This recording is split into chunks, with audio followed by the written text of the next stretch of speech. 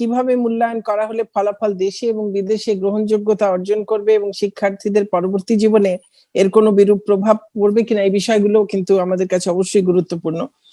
কাজে আমরা এখন যেটি সিদ্ধান্ত নিয়েছি সেটি হলো যে আমাদের এর আগে আমাদের কাছে দুটি পাবলিক পরীক্ষা, আমাদের যারা এইচএসসি পরীক্ষার্থী তারা প্রত্যেকেই দুটি পাবলিক পরীক্ষা অতিক্রম করে এসেছে, জেএসসি এবং এসএসসি।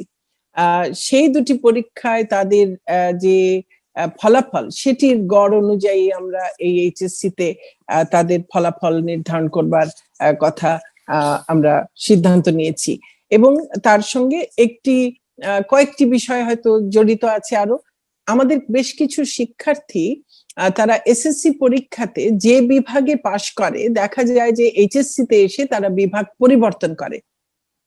এখন যারা এসএসসি তে মনে করেছে যে তারা যেই বিভাগে আছে সেই বিভাগে তারা ভালো করতে পারেনি বলে, বা সেই বিভাগে তারা পড়াশোনাটা সেই বিভাগেই চালিয়ে যেতে চায় না বলে তারা সিদ্ধান্ত নিয়ে বিভাগ পরিবর্তন করেছে, তাদের মূল্যায়নের ক্ষেত্রে আমরা, তারা যদি মনে করেন যে না তাদের জেএসসি এবং এসএসসির মূল্যায়নের উপরে তাদের মূল্যায়ন হলে তাদের মূল্যায়নটা সঠিক হবে না, সেই রকমের চিন্তা থাকতে পারে।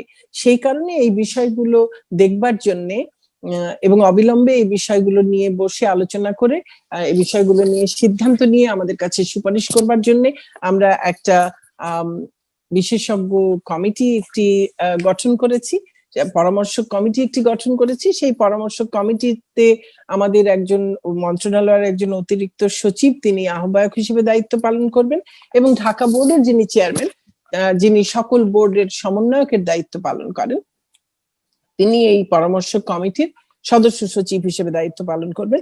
এই কমিটিতে ঢাকা বিশ্ববিদ্যালয়ের একজন প্রতিনিধি থাকবেন, বুয়েটের একজন প্রতিনিধি থাকবেন, জাতীয় বিশ্ববিদ্যালয়ের একজন প্রতিনিধি থাকবেন, স্বাস্থ্য শিক্ষা অধিদপ্তরের একজন প্রতিনিধি থাকবেন, এবং আমাদের কারিগরি শিক্ষা বোর্ড এবং মাদ্রাসা শিক্ষা বোর্ড, এই দুই বোর্ডের চেয়ারম্যান মহোদয়রা তারা দুজনও থাকবেন।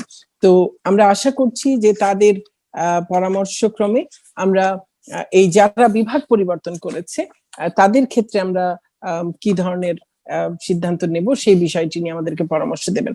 কাজে আমরা আমাদের এখন যে মূল সিদ্ধান্ত সেটি হলো যে আমরা জেএসসি এবং এসএসসি পরীক্ষার তাদের ফলাফলের গড়ের ভিত্তিতে আমরা শিক্ষার্থীদের, আমাদের এই পরীক্ষার্থীদের এইচএসসির মূল্যায়নটি আমরা করব।